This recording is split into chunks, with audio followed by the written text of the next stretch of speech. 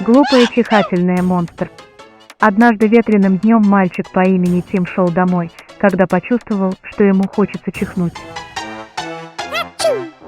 Он чихнул так громко, что близлежащие деревья затряслись. Но затем произошло что-то странное. Из ниоткуда перед ним появилось маленькое, пушистое существо с большими глазами. «Будь здоров», — сказала существо, потирая нос.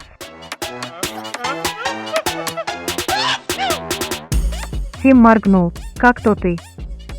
«Я чихательная монстр. Ты только что так сильно чихнул, что я появился из воздуха», — объяснило существо с широкой улыбкой. Тим не мог поверить. «Чихательная монстр, а что ты делаешь?» «Каждый раз, когда кто-то чихает, я должен найти, откуда это было, и пожелать им здоровья. Но ты чихнул так сильно, что я оказался здесь», — сказал монстр, подпрыгивая вверх и вниз.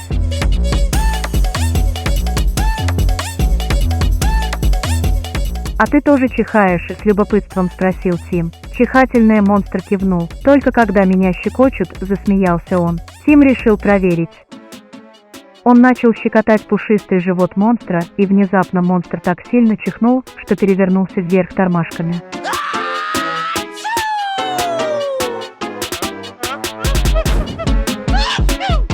Монстр чихал снова и снова, кружась, как волчок. Тим так сильно смеялся, что у него заболел живот.